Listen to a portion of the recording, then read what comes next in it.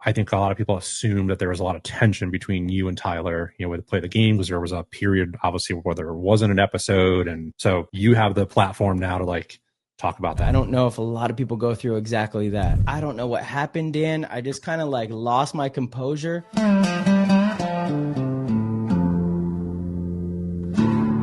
Photographer of the year. Let's hear it for Dan Shelley. Shellda Photos. Courage in my veins, running uphill, a wildfire heart that never stays still. I was born with a spark my daddy couldn't kill. Before we dive into this episode, people reach out to me all the time on Facebook and on Instagram. One, not knowing that I had a podcast, but then two, they ask, how can they support it? And honestly, the quick, easy, and the free way to support this podcast is by simply hitting that subscribe button below. So if you can, take a moment before we start this episode, double check that you're subscribed. It means a lot. And by subscribing, I can promise you I will continue looking for stories throughout paintball, throughout the world, and bringing them to you. Enjoy the episode. Hello, welcome back to another episode of the Shellda Podcast, where today I've got the legend. I've got the recent NXL World Cup champion, Marcello Margott. Welcome to the podcast. Thank you. First of all, what an epic intro. That song. I love the song. I need to download that song. I love that song. I love country music. I love folk music, country music, alternative music. I love kind of all music, but that one, that really strikes a chord. That was a good song. So I'm just getting into country music, and this is I think the guy goes by Dark Boy Country or Dark Country Boy. He's like it's a faceless artist. I will for sure send it to you. But yeah, I heard those lyrics and like they just hit me completely. Like it struck a chord. I'm like, I need to use this song. What do you mean a faceless artist? So you can search this guy everywhere. I've looked him up on Instagram, Facebook, Google. Is he AI? Say again? Is he AI? No, it's for sure not. It's some military veteran, I think, out of like South Carolina or North Carolina, if I recall. Okay, man, I was listening to the Rogan podcast, and there was a song that Joe had recommended the listeners to listen to. I'm trying to pull up the name if I can find it. Yeah. And he was basically saying, I've been so against AI music. Like, it's terrible. You're taking away from artists. And I fully agree with that. Like, I think it's a dystopian thing. Let's not go down that path. But he was like, this is like my favorite song in the world. And like, cause AI is able to curate the voice to be the most like, if you're actually singing a song with a bunch of highs and lows and all this stuff, like you have to catch your breath. It's really a difficult thing. Totally. It's not easy by any means. And so with AI, you're obviously able to circumvent all that and like have the most captivating sounds possible. And this song, it's like a remix. It's like a blues, like jazzy remix of a hip hop song. And it's so fucking good. I actually hate all my friends have been like, hey, listen to this song. This artist is dope. I play it and they're like, oh my God, that's incredible. I'm like, it's AI. And they're like, oh, I hate it. And I'm like, I do too. I do too. It's good still. Yeah. I don't know if I could find it. I don't know where it's at. I'm so sorry. But it's crazy. But anyway, that song, Real Artist, excellent, fantastic. It was a good song. Yeah, I'll send you his stuff after. He's good. And then when you find that guy, send text it over to me. I'd love to hear it as well. Yeah, I'm trying to find it, but well, while you're looking, let's jump into this because, man, I don't know if you know this or not, but like it's crazy how like our worlds have kind of intersected over the past 2 or 3 years. Obviously growing up, a Dynasty fan and whatnot, the first time I ever stepped on the pro field was the Sunshine State Major Open, 3 years ago. Dynasty obviously won, right? And 23 or 22? It's 22, right? Oh my gosh, yeah, that's a long time ago now. I think you're right. I think it was 2022. I remember you being there. Yeah. So that was my first time ever on a pro field, ever, shooting anything media wise. And you guys had just won, and I didn't know it, but the whole entire media team just rushes the field as soon as the game's over, right? And so I'm looking over, I'm like, I didn't realize I was allowed to do that. And so I missed the initial surge of like all the cameras in the huddle, like kind of getting all the emotion and whatnot. And so I stood back. I'm like, well, I'm just going to stand back here. And if I get something cool. And that was such a defining moment for me because that opened up a whole part of my career where everyone else is going, I'm going to go this way. Hey, before we go any deeper into this podcast, I actually want to turn it over to Junior Brown of BFPGear because he is going to talk about some of the best deals I have ever seen in paintball for the holiday season. Junior, take it away. Thanks, Dan. That's right. BFP Gear's holiday giveaway is live now and it ends on December the 31st. For every $50 you spend on bfpgear.com, we'll get you an entry into the holiday giveaway. And we have some awesome prizes. We have free paint for an entire year. That's right. One lucky person is going to get a case of paint delivered to their door every single week. We'll have 4 runners up that's going to get a case of paint a month, each month for 12 months. We also have a Field 1 Force Waffle Edition that you can customize yourself with your own anodizing style, work with Yosh at Field 1. You can even go to Field 1 and build it yourself. We have loaded gear bags from HK Army. You're going to have 5 winners that's going to get gear bags just jam-packed full of gear from HK Army. 5 more lucky winners are going to get custom Hormesis jerseys. You can go to their website, design your own jersey. You're going to get Hormesis pants, pack, and loads of other swag from Hormesis. We also have Dynasty World Cup jersey collection. One lucky winner is going to get the entire roster of Dynasty jerseys. So you have a full collection. And last but not least, one lucky winner is going to get a year's membership to the Dynasty Champs Club, where you're going to get gifts delivered to your door every single month. You're going to be able to join Dynasty in the Intel sessions, hang out with them if you go to NXLs in the Champ Club area. It's really cool. We appreciate everybody who shops on BFP Gear, and we love being able to do the holiday giveaway. Thanks a lot. Back to you, Dan. Thank you so much, Junior. You know, I think that might be the biggest giveaway I have ever seen in paintball. And I've been around the sport for a really long time. So as you're heading into the holiday season, be a good teammate. Go over to bfpgear.com. Find some gifts for yourself, of course. It's always good to shop for yourself, but also grab some gifts for your teammates too. Because the great thing about that, every time you shop, whether it's for yourself or somebody else, you're getting entered into a giveaway. You're giving yourself a chance to win paint for a year. You're giving yourself a chance to win a free loaded gear bag, a custom Field 1 Waffle Force. You could literally deck out your man cave of every single Dynasty jersey from this year's World Cup. Talk about just an iconic giveaway. And then while you're shopping at bfpgear.com, you can also grab some Pro DNA gear. It's been so awesome working with Travis and ZP and the rest of the guys over at Pro DNA and Infamous this last year. I've been rocking their gear for the last few months, and I got to tell you, I can't get enough of it. Amanda can even vouch for me. The first thing I do when I come home from the office is I throw on my Pro DNA hoodie because it is literally the most comfortable thing I have in my closet. I know it's meant for playing. I know it's got the reinforced sleeves, but I literally live in that thing. I wear it around the house and I wear it all around town. So head over to bfpgear.com, do some holiday shopping for yourself, for your teammates, for your family, grab some Pro DNA gear and enter this epic giveaway. All right, back to the episode. And the reason I say that is I took a photo of you, which you for sure have. Oh, I have that framed. Yeah, you sent that framed in a nice gift, which was amazing. Yeah, and this to this day is still one of my favorite pictures that I've taken, just because it's such an iconic moment. You know, you're being hoisted by your teammates, pointing to the air. You see your jersey, you can still tell who it is, and so yeah, it was just such a cool moment to share that. And then now 3 years later, running a podcast, and you're on my show. Like it's just such a wild how the world works.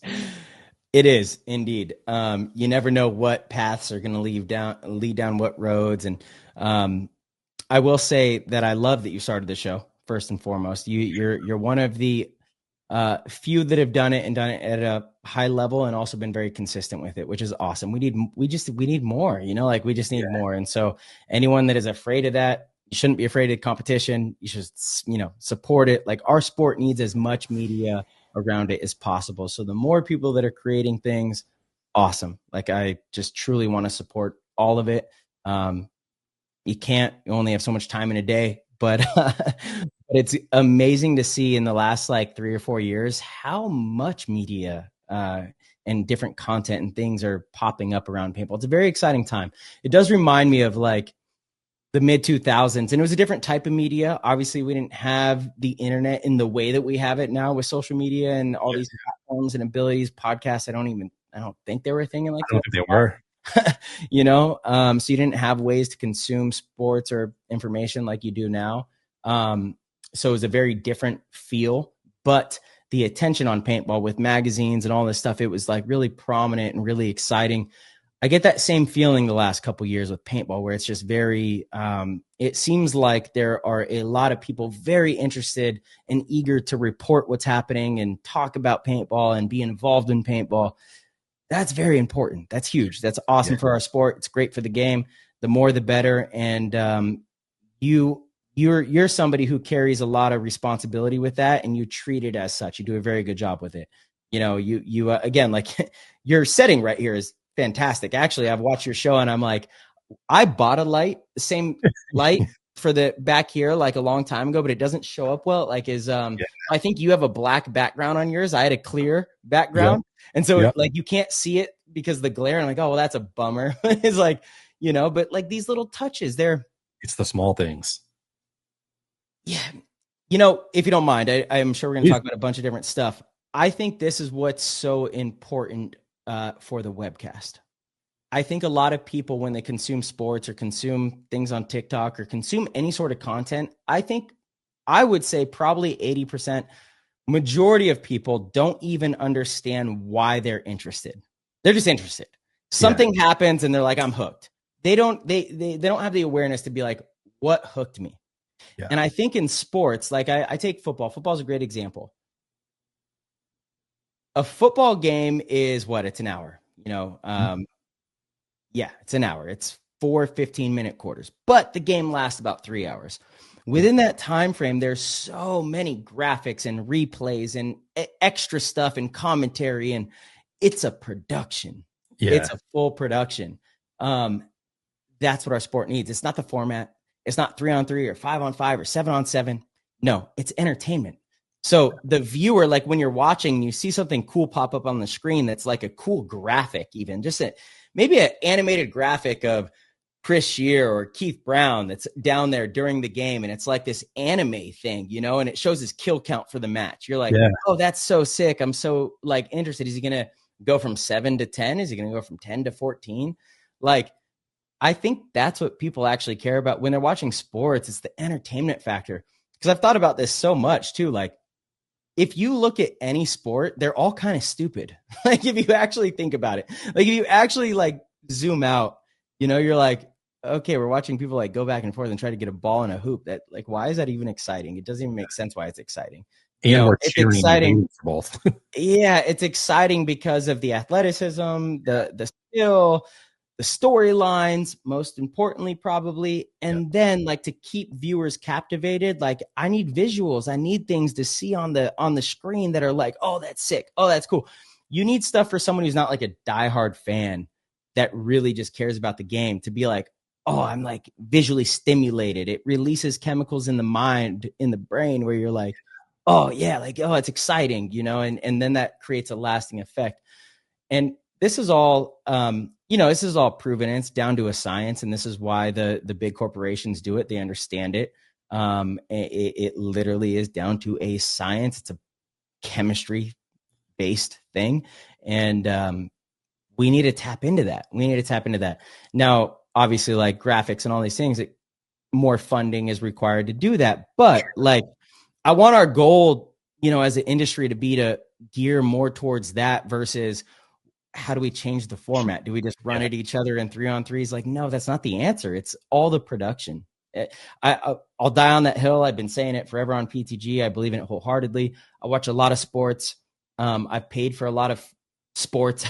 I've paid for a lot of UFC fights. And I'm really aware of like what keeps me intrigued. And it's just kind of basic psychology that like, if you actually, you know, learn and read about this stuff, it's out there. Like, this is what keeps people captivated. So we have a chance to do that. We need to do that, you know, not focus so much on changing the format. But anyway, enough of that tangent.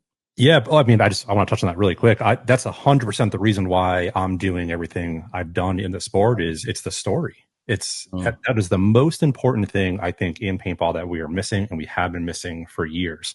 If no one knows your story or Ryan Greenspan's story or Mouse's story, they're not going to become a fan. And then you're not going to get the outside people like, oh, wow, that guy did that and he's here now. And that's what brought me into a lot of sports, was all the off the field stuff, Hard Knocks, all the docs on ESPN, because I wanted to know the other side, that while you're watching the sport, now you have the understanding and the background of like, wow, this makes sense. Now I know why I'm cheering for this person. For sure. So I'm right there with you on that. 100%. Yeah. You gotta give people a why. You got to give them a reason. Yeah. And it's, again, I've probably, a lot of the PTG listeners are probably sick of hearing me talk about this, but it's, for a long time, I loved basketball. Like basketball was my, when Kobe was still playing, like I watched every single Laker game. That's 82 games a year. Like it was, if I was on the road, I'm finding a way to stream it. Like I watched every game. I loved the game of basketball is what I thought. I loved the game of basketball. But I quickly realized that at the time, like if it's the Charlotte Hornets playing the Bulls, I didn't care to watch the game. I'd watch the game and it was literally so not exciting because I was not invested in any players. I didn't care about any storylines. Like I wasn't a fan of any individuals or the team. Yeah. Like you have two types of fans, right? You have like people that are loyal to a city, like a team or a group, that's their identity. And then you have fans that are just really loyal to players, and they align with their stories and they're really excited about individuals. And so they watch all of their games. Yeah. And that was like very eye-opening to me. I'm like, wait, I thought I loved this game so much. How can I be on the edge of my seat where I feel like I'm overflowing with adrenaline and emotion watching these two teams, but then I watch these two teams and I don't care at all. I actually am upset that I'm watching. I want to like change the channel. Yeah. I'm wasting my time. Like it's the same game. It's the same game. Yeah. So that told me something very simple. It's so easy to understand. It's not about the game. It's about the story. It's about the story, like is Steph Curry going to have, 4 30-point games in a row? Like, the all week long I've been here on ESPN, Steph Curry's, on pace to break this record. So this is his night to do it. Well, guess what? I'm tuning in to watch that night because I want to know if he's going to break that record. Yeah, like it's not the game. It's the stories. And that is something that is just, it seems so obvious to me that I don't understand why it's not obvious to everyone involved.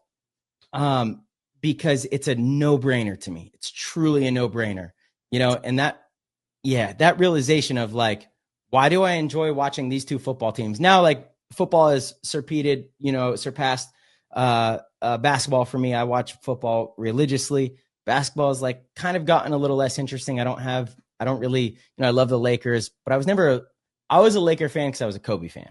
Yeah, for sure. I get that. Yeah. And so when LeBron came to Lakers, I was like, oh, it just is what it is. It's just, ugh.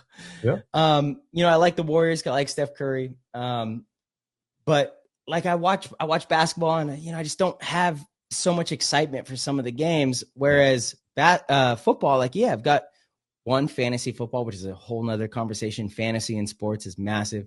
Yeah. But football, like same thing. I'll watch two teams that I'm invested in that I care about. Amazing. Watch another two teams, even if it's a good game, even if there's highlight plays. Yeah. I'm just not as invested. I don't care as much. Yeah. So I don't know. It's a valuable lesson for our sport. I hope that the leaders really understand that, because I just feel so wholeheartedly that if we invest whatever we're going to spend on trying to get attention on the game, I really hope we spend that money on telling the stories of the teams and players, because there's a lot of exciting stories and there's a lot of reasons for people to watch us. Let's show people those reasons to watch us. Yeah, I mean, that's the one thing in history for centuries that has been tried and true, and it's been passed down. It's the story, right? It's not individual scores and stats. It's always the stories of the people. So I'm right there with you. I think it sounds so simple. Like, I don't know why we're trying to put a round peg into a square hole. Like, it seems a lot easier than what it is. If the square is bigger than the round peg, it could work, but you're going to have some holes still. Yeah, no, I hear you. Speaking of stories, let's jump into yours though, because this year was unreal for you, and we'll unpack a lot of it. But I want to start off with World Cup, right? Because that was it's always the pinnacle moment for anybody. But at the pro level, it's so hard to get there, get to Sunday, to get that deep into it. What was that moment like for you? Because you've been on that stage before. So was this different at all? Which moment? The moment where you realized, like, holy shit, like we have this in the bag. Do you know when that moment was? You were on the field. I wonder if you know when it was, because I'll share a funny story, but I wonder if you know when it was. Yeah, so I think it wasn't the final point. I actually think it was the point before that, because I started to see like the energy change in you guys, like just the way you walked off the field, like it just, you could tell you guys were like feeling it there. That's where I saw it. It was 2 points before. It was look, I've always I don't want to say made fun of, but I've never understood when people cry over good things that happen. It's never made sense to me, whether it's, at a wedding or athletes. I'm like, what are you crying over? This is a very good moment. Like, it's a beautiful thing. You should, how is crying part of it? I fully understand it after this World Cup, but no, there was a moment we were up 3-1. We were on the close side, so where our pit was, and there was like 5 minutes left in the game when the point started. But the time, it was a long point. It was ticking down. We ended up having a body advantage. It was a 4-on-3. Time's ticking down. We get to the 2-minute mark. It's still a 4-on-3. It's a 3-1 lead. I'm like, oh, things are looking good. And all of a sudden we're at like a minute 40 and I shoot Xavi, and I call the kill and I'm like 42. And I don't know what happened, Dan. I just kind of like lost my composure because I knew we won. At that moment, I knew we won World Cup. There was a minute and 30 left. It was 3-1 and we were up four bodies against 2. And you've been recording me for a long time. You've been on the field for a long time. Like, I don't talk shit. I'm not a showboater. It's not my style. It's just not my brand. Never has been. It never will be. But I couldn't help myself. And all of a sudden I'm yelling, come on. Yeah. The game's going. I'm like, come on. And Mouse is like, where are they? I'm like, I don't bleeping know, but it's 42. Just basically like, just don't die. We won the tournament, and it was probably premature. It's only a 2-point lead. And if you get that relaxed in a 2-on-4, especially against Fit, like they can come down and beat you. And now it's totally, a 1-point game. Yeah. But like, I just knew, like, it just felt like that moment it clicked and I was like, oh my God, we won World Cup. And it was just so funny because it's on the webcast too, where I'm like, come on. And I'm like, I don't even know why I'm saying that. I really don't even know why I said that. And then Mouse is like, where are they? And I'm like, I don't fucking know, but it's 42. Just don't die, cause it was comical. I completely lost my cool. I was not composed. It was a failure in many regards, but like in my mind, I just knew we won, I just knew we won in that moment. Obviously, we did close out that point. So then it was 4-1. They scored a quick point again, but it was all like kind of semantics at that point. Like the event was over. And so, sorry, your original question was, how did it feel in that moment? Yeah. Yeah. Dan, it was incredible. It was one of the better ones. I can't lie. In the moment, I don't think I've ever let out that much emotion, especially winning a World Cup. I couldn't even really contain myself. It was kind of crazy. It meant a lot. It was a special one. It was obviously just such a, tough, tumultuous year with so many ups and downs and so many storylines that could have been. And I just kept saying to like, even the team, when I got on the team, like the first goal I set, I was like, look, I think we could win all 3 here, but let's focus World Cup. We're winning, period. And so it's going to be building blocks until then. And so for it to all to come to fruition, on that stage, given the year that had been had, man, it truly meant a lot. It really did.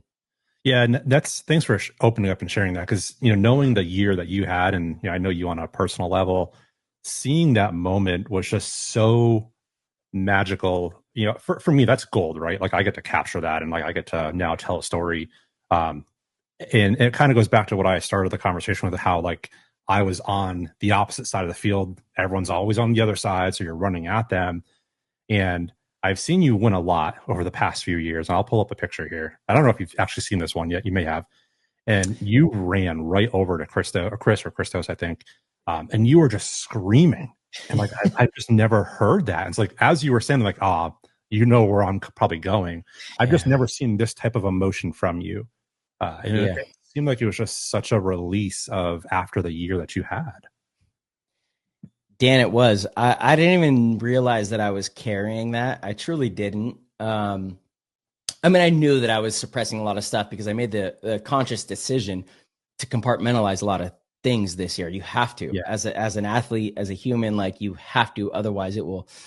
One, I've always compartmentalized things. You know, I've dealt with a ton of adversity growing up, been through a lot of stuff.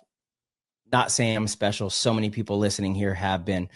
But my way to cope with that has always been to compartmentalize. And then paintball was my avenue. It was my path. It was what I am in full control of. No matter what else is happening, I'm in control of what happens on the field. I'm in control of my training, my process, my preparation. I'm in control of me, my career here. And so this year, more than ever, I had to really compartmentalize a lot of things, obviously. And I didn't realize that so much was suppressed because, usually we win and I'm happy. Of course I'm happy. I'm very excited, but like this was different. I don't know, when it happened, I could not really contain it. The few days following that, I really like reflected on that and was like, wow, that was kind of insane how much emotion that I felt just kind of exploded out of me, it was a special one. There's not much else to say. It was a very special win. Yeah, thanks for that, because I think winning teaches you so much as losing does, right? Like I think it teaches you more. Yeah, I agree. I agree, and I think that's not the popular opinion on that. Not. I agree. Why do you agree? I'm very curious to hear why you agree with that. So being a sports fan most of my life, obviously I want my team to win, right? And I just heard something recently. When you hear when a team is winning, it was actually a documented series on Netflix about Marines, and they were talking about a winning formula. The hardest thing to do is to repeat, is to do exactly what you just did on the next stage or the next field or whatever it is. Sure. Losing, yes, there's always a hole to like, we messed up here, we fucked up here, we screwed up here. But winning is, how can you repeat that exact same formula over and over and over again? Because a lot of times people gloss over it, right? Like, hey, it feels good, we're on this high. Next time, maybe you're in that moment, like we've already had this. But to suppress all of those feelings and those thoughts, to like go back to your basics and to like use those fundamental skills. That's how I see it. Yeah, no, that's it. You make some good points. I have always looked at it like majority of people lose in sports. Maybe in life, like you lose, right? And there's a lot of lessons to be had in losing. Like, it's very obvious. What were my mistakes? How can I be better? What can I fix? Whereas winning is much more rare. And so when you learn how to win, it's a very rare thing to be able to pull from. Majority of the people in your field don't have that. So they don't have that ability to say, oh, what went right? What were all the things we did that led to this? How did we treat our sleep, our diets, our meetings, our paint management, how did we approach everything? Because like you said, you can replicate that. Now, to continuously win, you have to also be like looking for holes in that process and fix that. Sure. But I think majority of people, they don't know how to win. They've never been able to learn how to win. And I think there's a way more value in that because it's so much harder to attain. It's so much more rare to win and have the opportunity to learn from it. So I think it's more valuable. Whereas, a lot of people, they say like, you learn the most by losing. And I'm like, I don't know. I always thought that until, like the run we went on with Dynasty, I was like, oh man, I feel like I learned more about how to win by winning than ever before, you know, and yeah, I agree. So. Yeah, I think we're conditioned to always look at a negative lens first, and you have to like almost break that condition to look at it from a completely different perspective for a lot of people. Yeah, could be. I do want to pull up one more picture, and the reason for this, I posted this one right after the event, and you and I have obviously grown a relationship over the past 2 years, and you were like, "Man, this is one of the." Oh, I know. Yes, I'll actually. I want to hear your thoughts on this because it was such a cool moment for me to capture. One that you don't really see a lot in paintball. So I want to hear your thoughts on this.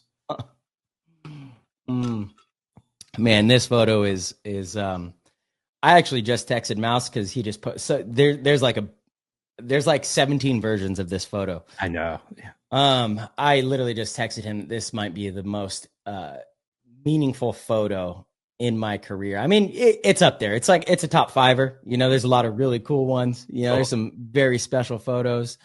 This one, man, like the year that we both had, you know, the saying, a photo is worth 1,000 words. I think this photo is worth 1,000,000 words. You know, we grew up in this game together. We started as young kids together. We won a ton of tournaments together.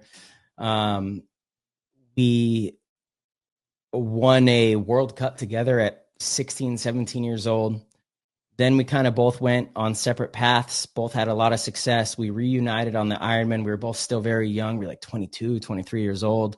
We got 2 third places, like back-to-back World Cups. We were close, but just never quite over the hump. And then we went our separate ways, and, you know, he went on to evolve and become one of the best players ever. I went on to pursue my career and do my thing. And also become one of the best players ever. I appreciate it, Dan. Thank you. I think I got some room to grow and to keep going. And until the career is over, we can't really have that conversation, but I appreciate it. Yeah. But for us to both go on separate paths and have this success from where we started, and then it was almost every year. I mean, there were years where we were enemies too. Like, obviously, it's just a natural rivalry where we're like, you know, he didn't want me to succeed. I didn't want him to succeed. I wanted to beat him. He wanted to beat me, is what it is. That's a natural rivalry. Coming up as like 2 of the best players on our teams that we had all this, you know, success with, is what it is. That's just natural. But for many years, we tried to figure out a way to play together for many years, like over 10 years, you know, and at the start of this year, it looked like it was finally going to happen, you know, and then it didn't come to fruition. Keep that photo up. All right, I'll bring it back. Keep that photo up. Yeah. And then it didn't come to fruition, you know, whatever. And we had all these changes that happened and led to this. And, you know, Alex has done an incredible job of maturing and evolving as well as a human. He is like so interested in always bettering himself. And him and I, you know, when I was going through everything that happened with getting cut from Impact because of the Dan situation, Mouse and I weren't on talking terms, because when he left the team, when he left Impact, I was very upset. Obviously, like, he was a big reason that I was willing to leave ownership in Dynasty and leave the team, you know, go and play for a paycheck. But he was a big reason of that. Love Tyler, love Rainey, obviously, but like, Mouse was a really big part of it because we had been trying to set that up for so many years. So when he left, I felt completely blindsided, and we weren't talking. Now, at events, we would see each other. The first event in Tampa, there was no love, period. It was just like, ignore each other. In Atlantic City, it was kind of funny. Like, I remember seeing him at the table in the pit, and we both kind of look at each other. And look, something you learn about me is I am so forgiving. I genuinely I cannot hold a grudge. I just think it's so unhealthy. I don't love it. I want to have good relationships in my life. I don't want to have bad ones. That doesn't mean I'll let you walk all over me. I will stand up for myself at all ends. But at the same time, I'm also very forgiving. And, you know, again, is what it is. Our situation, he felt one way about it. I felt another way. We saw each other, and I was like, good luck, Mouse. You know, and we kind of had like a little moment. Yeah. And then sure enough, right after that event, everything goes down. And he was one of the first people to call me, actually, and be like, look, March, forget all the bullshit, man. I just hope you're doing okay, you know? And, That meant a lot. It really meant a lot. You know, it was a very difficult time where I didn't have many friends, where I realized that a lot of people close to me weren't as close to me as I thought. And other people really stood out, and other people to this day, like I will honestly, it's like one of those things that creates a lifelong loyalty. Yeah. You know, just you always seeing, understand who your people are in those moments.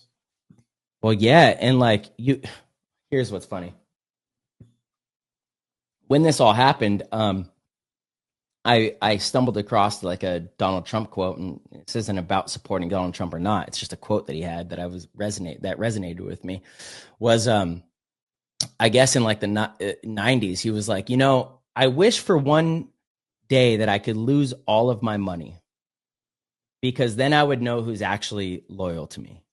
You know, and it was like, I was like, well, it's like actually really profound, you know, like go through something really difficult and you will find out who your true friends are. Like maybe that's real. So anyway, yeah, like Mouse was one of the, you know, first people to reach out. I was, you know, going to go to Diesel or Damage, ultimately decided on Damage. And then to have Mouse end up coming that way as well, an event later, was really just like the most special thing. And this photo means so much because, you know, once he got on the team, the amount of work that we put in, like we push each other at an insanely high clip. You know, he pushes me a ton. He's incredibly motivating to me. You know, I look up to him in so many ways, and he won't admit it, but I know he looks up to me in many ways. But this guy is somebody who's dedicated his life to this craft. He's one of the best to ever do it. I rate him as easily the best Snake player to ever play the game. And honestly, when you're talking about like total talent, probably top 5, you know, he's just in that category.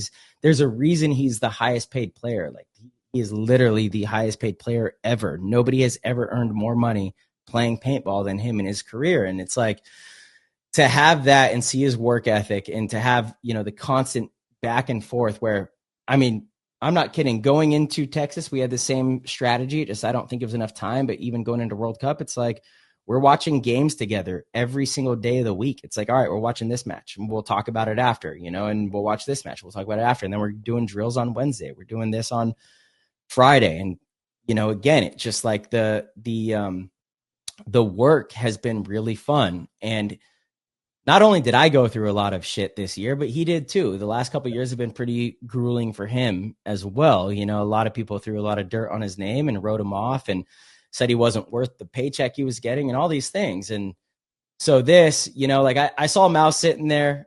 He was there by himself. And then I ran over. I was like, oh my God, I have to sit next to him and just talk and share this moment. And these photos were just so powerful to me, because we sat there and we're like, bro, we did it. We finally did it. After 20 years, we finally did it together.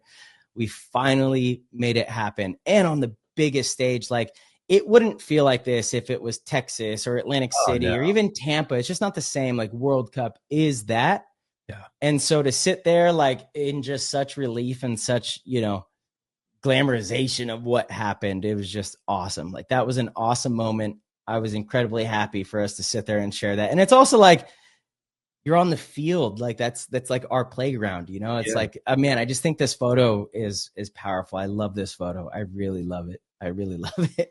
Yeah, I appreciate that. And thanks for breaking it down. Because that's when that was going down, I looked over, you know, like the rest of the team was over, you know, by kind of the middle of the field celebrating. And I happened to look over and I saw you walking over Mouse. I'm like, oh man, this is a moment right here where, dude, I just like, I just felt it of this whole entire year both of you guys had, and just seeing you both sit there just like kind of laughing. It's like, wow, you're just releasing all of this kind of bullshit of this crazy year. 100%, Dan. Yeah, that was an incredible moment. It really was. To see all those photos, like I said, it's one of my favorite photos of all time, because the amount of years that we've wanted to do it together, never been able to, you know, bring it together and make it happen. And then the way it happened this year, where we're honestly both written off in many ways. And first and foremost, it's a team game. And thankfully, Damage brought us in and is an amazing organization, you know. But for us individually, it was just like such a relieving, special moment. It really was. Really was. Well, I want to dive into that a little bit, you know, because obviously everyone has heard what happened this year, and I don't want to get into like the gritty stuff of everything and all the drama, but I would love to learn what you took away from this year, like as a person. Like, what did you learn as an individual after going through this insane year? I mean, there were so many lessons to be had, but I think one of the biggest takeaways I had from this year is how important the people very close to you are. Because that's really where it's really the only place I was able to find peace. And, again, like I understand why some people are upset, but the reality is actually majority of people supported me and understood me and know who I am and what I represent and what I believe in. And it was a very small subset of people that I believe probably never liked me anyway and used this as an opportunity to really attack me as a person, and try to tear what I've spent 20 years building down. And, it just kind of, I don't know that it taught me a whole lot. Like these aren't things that were new to me, like I know the world works like this. I know that in politics, this is how it goes. I know that with athletes, you're under this type of microscope. I don't know that it taught me a lot. I think it just kind of reiterated how important it is to have like a really good support system and have good people around you that care about you, and how important it is to stay true to yourself and just treat people well and follow in your beliefs and let the cards fall where they fall. Like you don't need to impress or fold or do anything for other people, no matter what they're threatening. Do what you believe in. And hopefully whatever you believe in is in good faith and in the betterment of not just yourself, but people around you. I think that's a good way to live. It's a good way to have a great community, is to try to always move in a direction that it benefits everybody. And that's how I've always been. That's how I always will be. I will never change in that. I am very well thought out in what I want my character to be. It's taken many years to get to my point. I've had a lot of experiences. I've done a lot of traveling. I've met a lot of people from all over the world. And it's very important to me to like carry on the legacy of like what I've learned from paintball and the relationships I've built from paintball with people that I would otherwise never have relationships with because I disagree on some things with. Like I think that's how you create a better world. I mean, I just truly do. I know it sounds kind of funny, but that's what I believe. So yeah, I don't know that I learned anything new. It just, again, like reiterated what I think personally are massive problems with not just the country, but the world right now. Yeah. Maybe it's not that you learned it. It's maybe that you've witnessed it and other people going through it, but you actually witnessing it so much, you are the one that was in the driver's seat of going through what you've seen over the years. No, I mean, it was definitely in it, in it as much as you can be, Yeah. And I think that, the crazy thing about all of this, and we all, and I see it at the field all the time, right? Like we're going there and people are like, hey, how are you? And everyone's always like, oh, I'm great. I'm having a great day. And I talk about this a lot on my podcast where, we almost put a literal fake mask on when we're at paintball events because it's like it's a high for all of us. Totally. But we're all going through so much stuff outside of the field. The year you guys won World Cup with Dynasty, that was like the weekend my Dynasty children's book came out. It was like this epic weekend for me, and my mom passed away. Congratulations on that, by the way. That children's book was awesome. Your new book, I need to get a copy. Haven't read it yet, but the concept is pretty damn cool. Love it.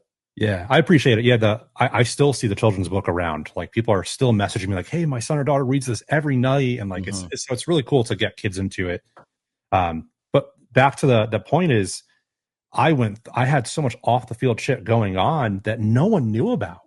And it's like, you just kind of mask up and you see people and you just assume that like, wow, this person has it all figured out and like their life is amazing. Totally. And so for the year that you had on the field and all the drama and to whatever happened off the field, like it's crazy that you were able to fight through all of that to have that moment in the year that you did. So kudos to you for, showing up and still not stepping away. Cause I think a lot of people in those moments would have wanted to retreat and just run away from all of it. I thought about it.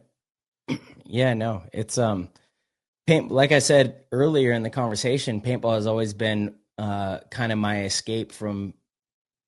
Actually, I don't know if this was on the show or if this was before, because we talked for about 15 minutes before the show. But like, paintball has always been the one thing in my life that I'm 100% in control of. You know, I didn't grow up in a great situation. I had a dad that loved me a lot. My mom loved me, had her own issues. You know, everybody goes through things. Everybody has stuff. So we don't even get into, like, we don't need to get into the details, but I definitely grew up with a lot of adversity, a lot of unfavorable situations, you know, with drugs and poverty and all of it, you know, contrary to popular belief on some of the stuff. And paintball was always the one thing that I was 100% in control of. Nobody could take it from me. Like, I'm responsible for how much work I put in. I'm responsible for how I perform. I'm responsible for what I can get from the game. I'm responsible for what I can give to the game. And it actually, for the first time ever, felt like that was like kind of taken away from me. It was, Dan, I mean, it was tough. Like, the best way to describe it is I feel like there was a week where I felt like I was watching myself die, you know, like I was watching myself die, you know, that what I had built, the person that I had become, what I had worked so hard for, it felt like that person was dying or being assassinated or like was no longer going to be around. It was a very uneasy feeling, very difficult for sure. Just something that I think, I don't know if a lot of people go through exactly that, you know?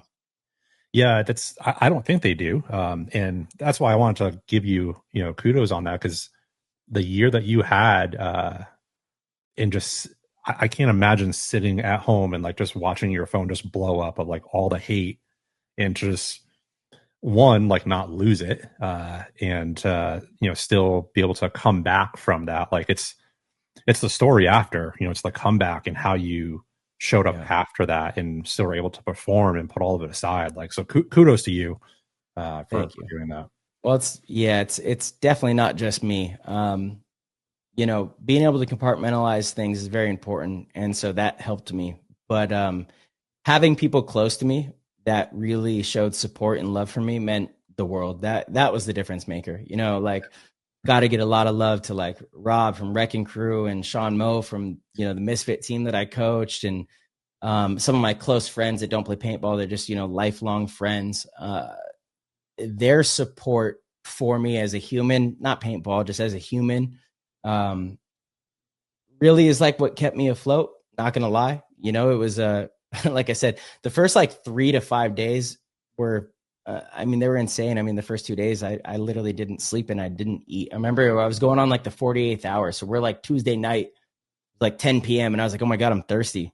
And I had a drink of water and I was like, this is literally the first drink that I've had since Sunday. Wow. And because I was on the phone all day, it was like nonstop. And it was just, if you look at the internet and all the threads that were blowing up, it was crazy. And this isn't a pity party, by the way. Like, no. I understand what I invited in with the stance I took. I'm totally cool with it. Is what it is, period. But it's also the first time I've been through something like that. So I was like, what in the fuck is going on, But I'm lucky, very supportive girlfriend, very supportive of everything. People that just knew who I was and what I was actually, standing for, and like what actually happened. They were just like, this is crazy. And so that support really meant a lot to have. And this is back to like your question of what did you really learn?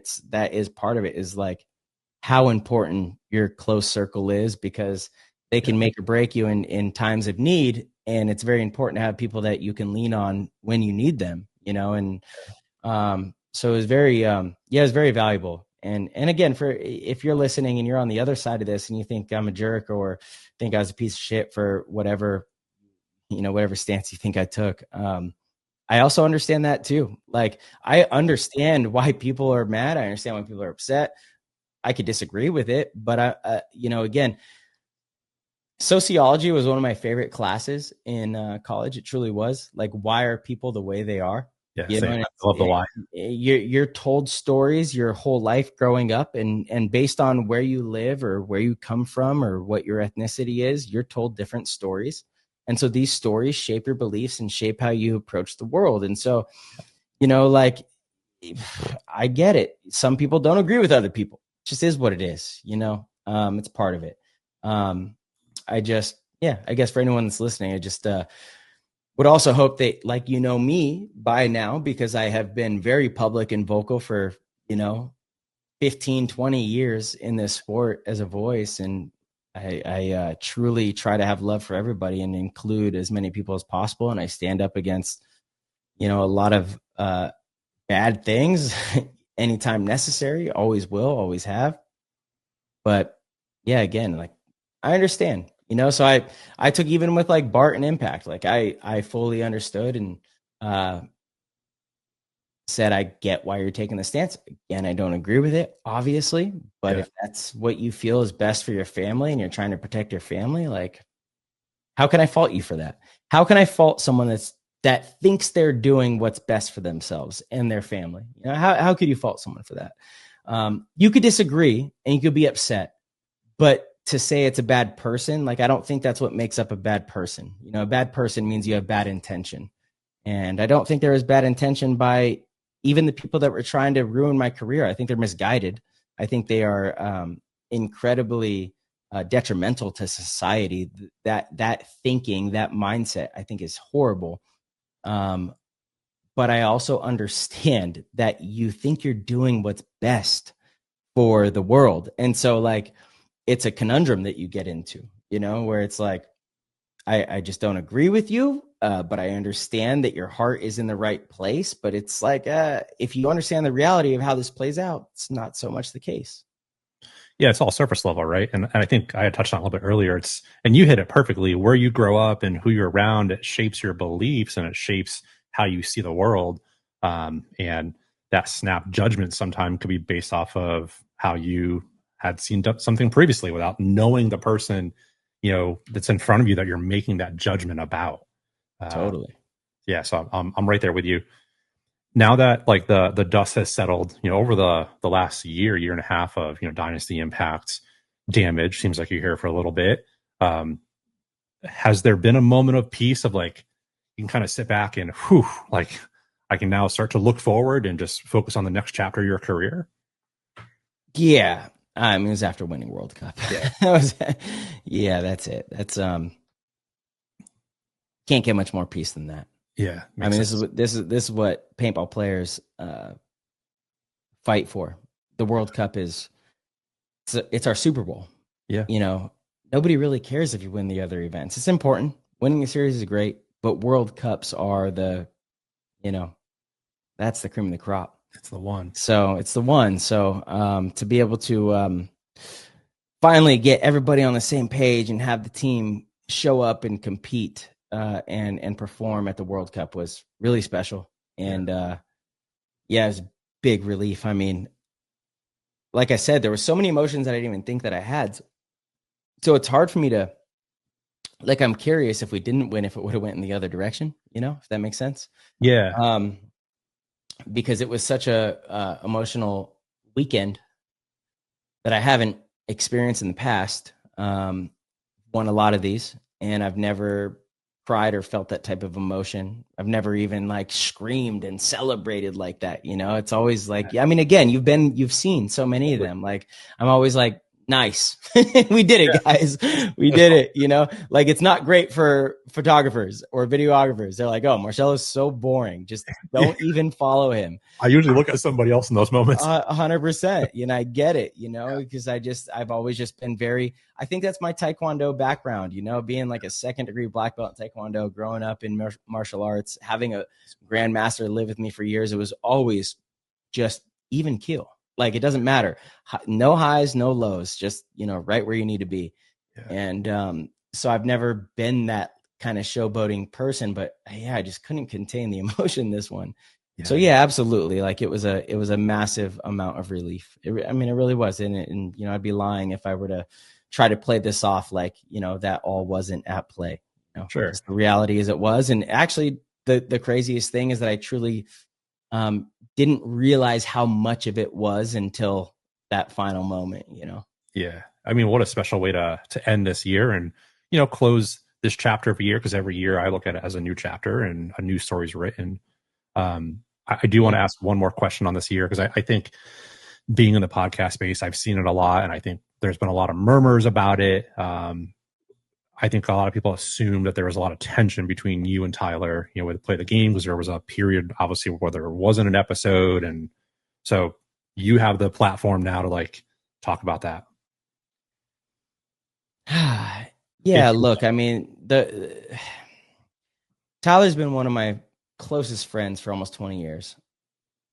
I don't agree with how he handled the situation. I know he doesn't agree with how I handled it. Yeah. It was a bumpy road for sure. But I think we're doing our best to navigate that and let time kind of heal things. And we've had a lot of great conversations. And at the end of the day, I think we care about each other and care about Play the Game, care about what we've built, and are trying to do our best to make that as great as possible. Yeah. Can't lie to the viewers and listeners. Like, you guys, yeah, what you see is what it is. There was obviously friction. Seems pretty natural for that to be the course. But again, we're trying to do our best to manage this and be together, be on the same page, and continue forward, because like I said, we've been friends for 20 years. That's a long time, and we've been through a lot of ups and downs, and this was a very tough period for both of us. And yeah, I think I'll leave it there, but we absolutely plan on keep doing shows on a weekly basis and growing as a brand. And I actually feel over the last, month and a half, 2 months, we've like gotten a lot closer again and had some, better conversations and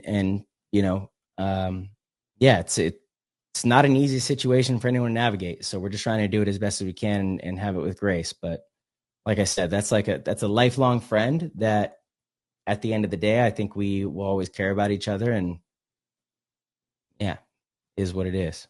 Yeah. And I think sometimes we'll call it families, right? Because like a lot of people in paintball call it brotherhood or community. But sometimes going through something like this years from now, you'll look back and be like, holy shit, like, I'm glad we went through that, because it opened up a lot of wounds that we needed to talk about or address, or you can have that conversation. It can. One thing that my dad always shared with me that was so powerful, I carry it with me all the time, is time heals all wounds. And so I am really patient with things, because I believe that, and I've seen it as well. You see it in relationships, you see it in business, you see it all over the place. Yeah, time heals things. So if we're not what we were 2 years ago, I'm confident we'll get back there. Again, it's part of it. We obviously had a tough period to go through. I mean, me no longer being part of the team, and like it's now we're competitors again. Like there's a lot to this thing. There's a lot to it. So I know we're just trying to handle it, with class and the best that we can, and find the best way to continue to provide an amazing show for the viewers. We've built an amazing community that honestly I'm so thankful for. I know Tyler is too. We've built an amazing community of people that support us and support paintball, and we want to be able to continue that. Like, I know we both want to continue to make sure that is a thing. So yeah, it's just, there's some speed bumps along the way. It's part of it.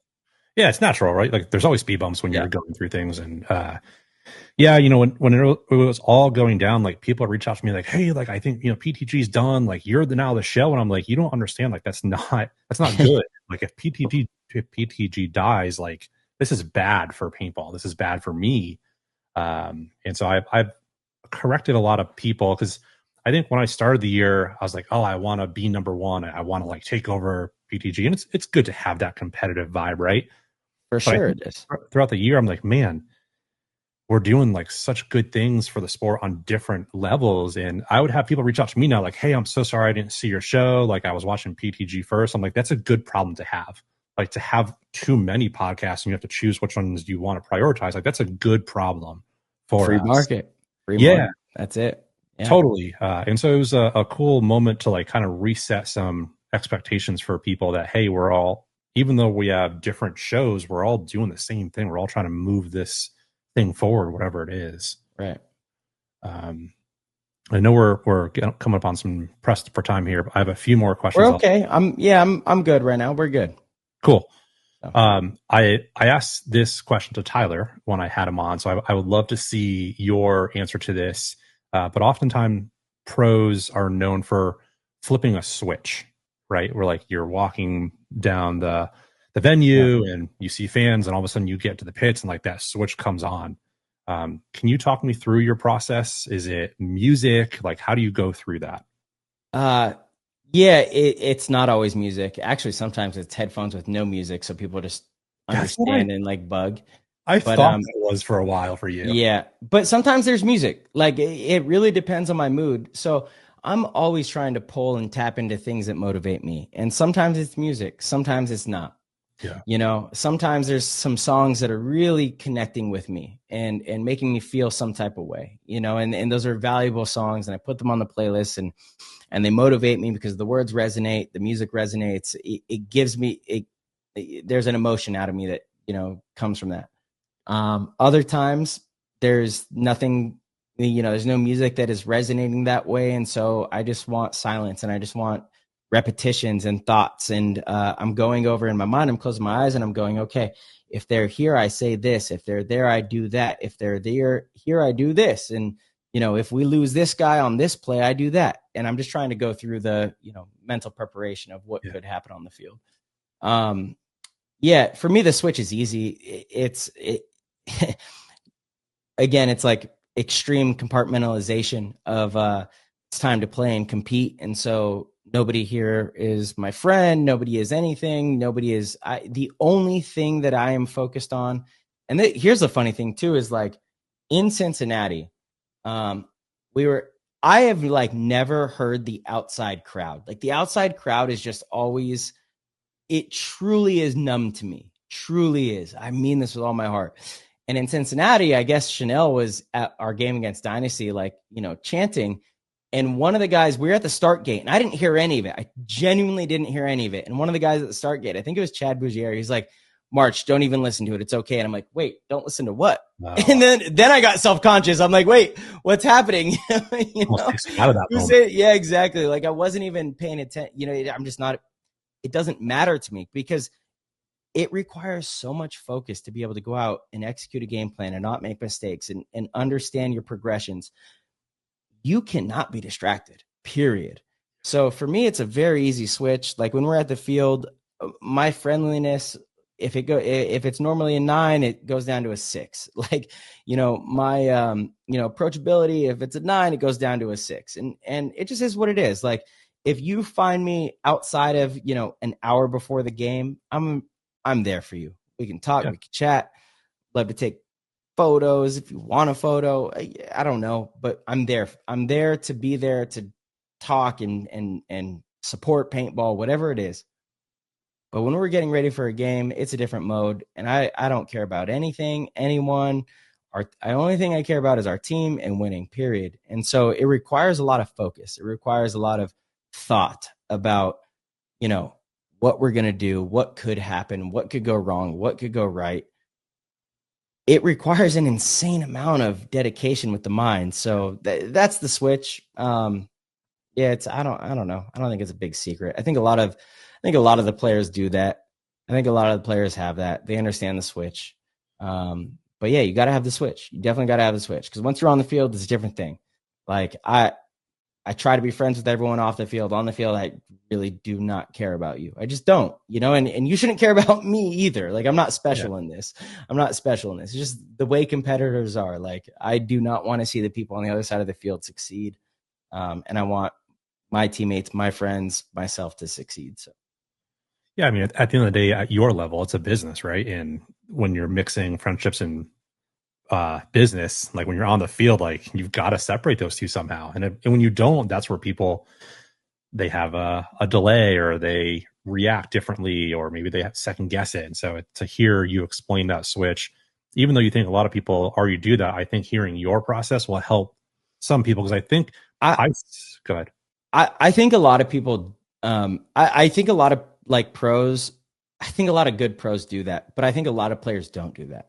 And I've seen it. Yeah, I've seen it so much, Dan. You've probably seen it too, being a photographer and you know, with divisionals, like you could tell that some people just aren't there mentally, you know? And I'm like, what's going on? Like, oh, well, back home, I have this going on. And I guess like I grew up always having the back home thing happening. And so I was like, look, while I'm here, that's just not even a thing. Yeah. Sunday night, I'll clock right back into that and we'll try to solve all these problems. But while I'm here, that's not even a thing. It just can't even be in the mind, period. Yeah. And I do think so, especially young kids, if they're in relationships and their girlfriend, they're like, oh, you're traveling again. I don't trust you. I don't this. Like so many issues come up. And it was just one of the things that I just never allowed to happen. I never. But again, I think truly, Dan, I think it's because of how I grew up. Like paintball was always it was my safe space. I hate to use that term. I don't love the term at all, but it was where I felt that it didn't matter what other people did. As long as I did the right things, I would be in control of what happened, Yeah. I wasn't at the mercy of, family or close friends or anyone. I wasn't at the mercy of anybody. I was at the mercy of me. And what am I willing to do for this? And if I'm willing to do these things, nobody can take it away, period. Yeah, that's so thanks for explaining that, because I was actually going to challenge you to say, actually, I think by you explaining it's going to help a lot of players, because I see a lot of divisional players will throw in headphones and they think they have to like put on some loud music to like get in a spot. I'm like, actually, it may not be that. You have to find what process works for you. So I think by you explaining, you actually go through different things in different moments, that helps. So I think you're going to help a lot of people. One of the other things I wanted to make sure bringing you on, having the cross of play the game. Obviously, you guys do a lot of great things for divisional players. I see it so often at my fields where players just get on the field and you just see it. Like they just tense up. They don't breathe. They get to their bunker. They're not saying anything. And I know you've talked about it on your show a little bit, but is there any practices or anything that you would give to players to help relieve that? Because I see that so often at the divisional level. Ooh. Yes. Breathing right there. The answer is yes. But it's not non-paintball related. So if you are nervous in it, because that's what that is, that's nerves. If you're nervous in a 5-on-5 game or 3-on-3, whatever it is, then you need to be put in pressure situations in practice. And so what I do with players is I put them in very close quarter combat, gunfighting situations. I have these like different situations where like you're a bunker apart and you got to try to bunker the other person clean, like crazy stuff that makes you get over the fear of getting shot. And it also just like relieves that pressure of getting shot. Otherwise, there's no answer. I mean, the game is intense. It's not like as soon as that horn blows, that buzzer goes off. It's intense. You're like fight or flight kicks in. You can try to practice breathing techniques and by definition, breathing in certain ways will slow down your heart rate and bring you to a calmer state. Very hard to do while you're playing a paintball match. Like I'm not even good at it. I'm really not, like there's so many times I come into the pit. I'm like, oh my God, I literally was holding my breath for 40 seconds, and like now I'm trying to like suck air. And so when I'm on the field, I also am trying to remind myself, like breathe. And it's usually when you're gunfighting or making moves, you stop breathing. I start gunfighting and you're in the motion, you're not breathing. And then all of a sudden you're exhausted. And you're like, why am I exhausted? Well, you weren't breathing. So I try to be mindful of that in game, but as far as like that emotion of anxiety, I think the only way to get over it is by really putting yourself in like crazy situations in practice to where it feels a little more normal.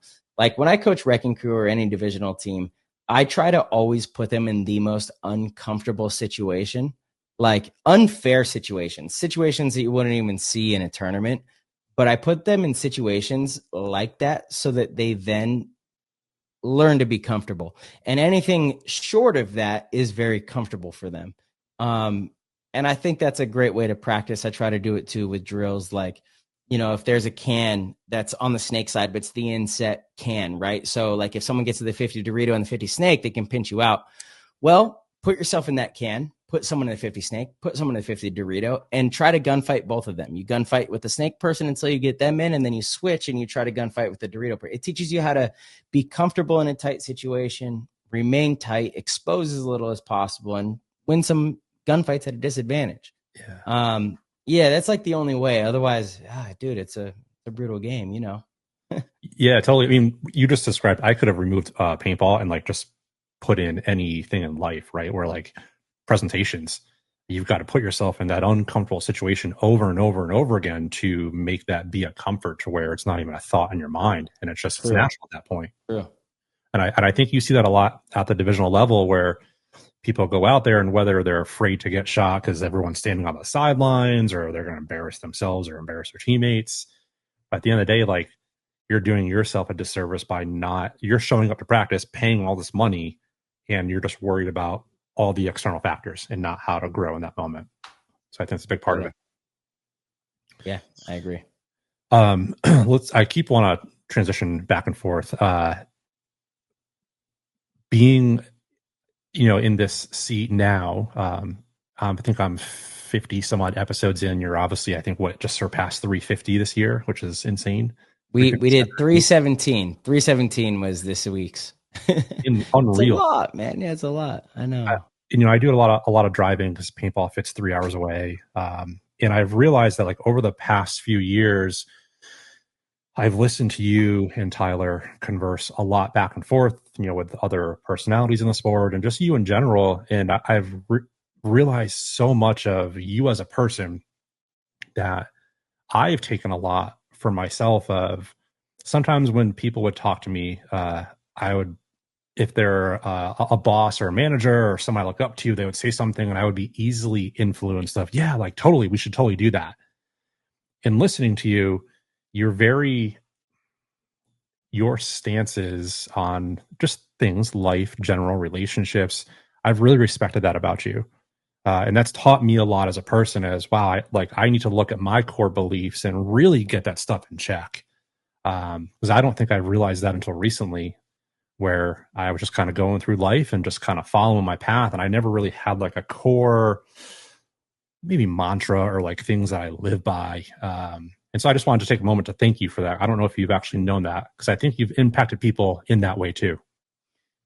No, I did not know that. And thank you for saying that. Honestly, Dan, means a lot, but man, I give all the credit to my dad. Like he taught me early on. And that was, again, if we go back to earlier this year, like where I, the reason I took this position is he taught me early on not to cave to peer pressure.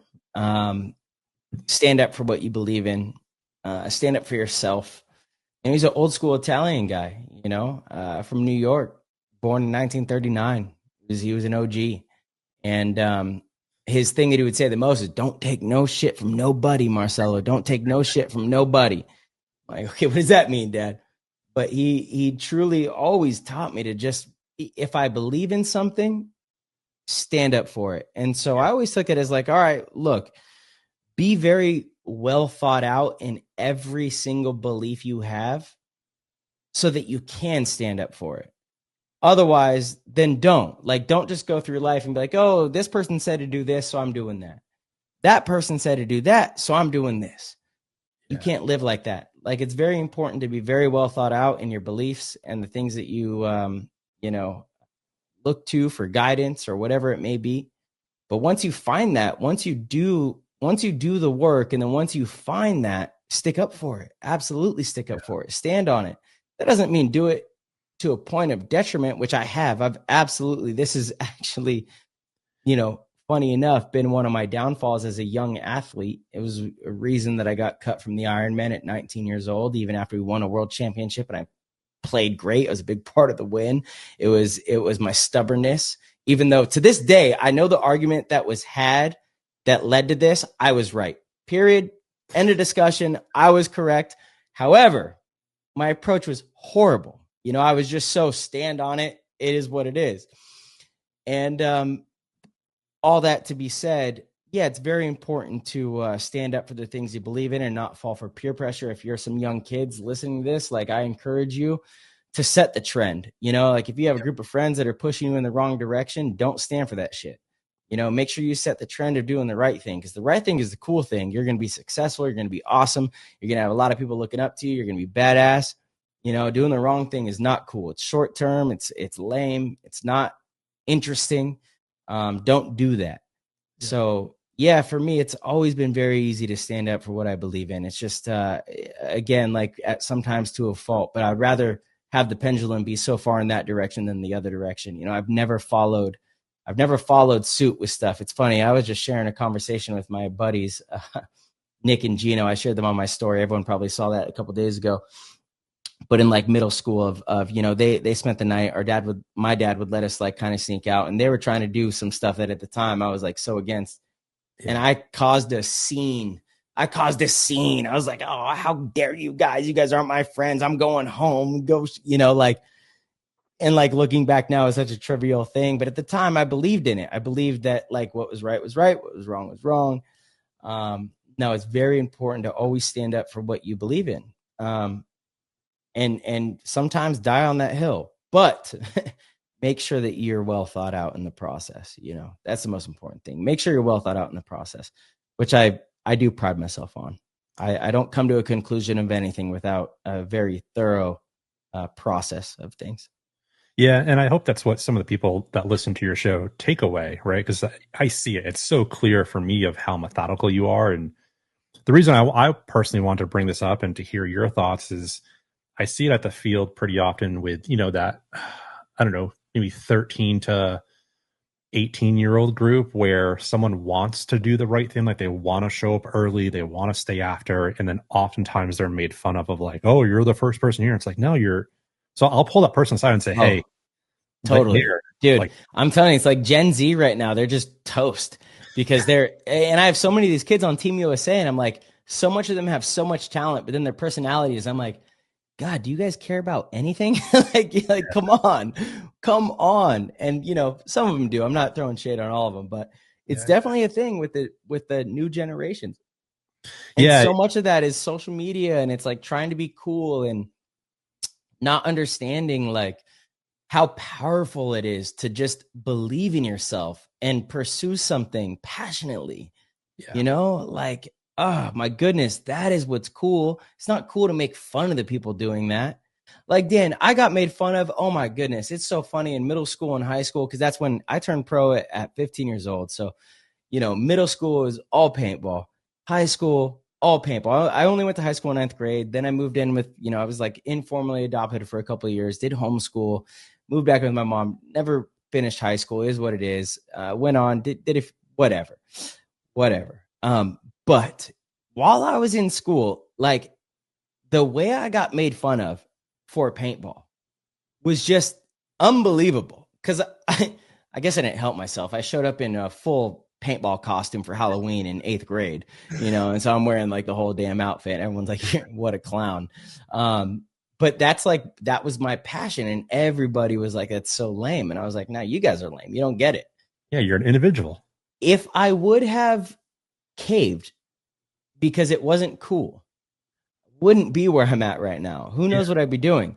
And it's so funny because I'm still in touch with like 50% of those people, like those high school people. Like I see them and talk to them all the time. You know, I've got a close group of friends that are still close with like all the high, and they're like, oh my God, what you do is the coolest thing in the world, you know? And it's like, yeah, I kind of always knew it was going to be, you know, but if I would have caved to the peer pressure and how you guys were making me feel about it in the time, like I was not a popular kid because of it. You know, it was like people did not appreciate my passion for this. I was a loser. You know, I was the dork. People made fun of it, but I didn't care.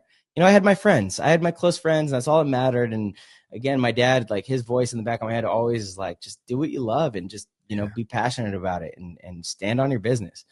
And so it never mattered. And it's funny now, like all of them are like, oh my God, what you do is so cool. They love paintball. You know, they love paintball. Half of them watch Go Sports. Literally, they watch Go Sports or Major League Paintball Plus, whatever it's called these days.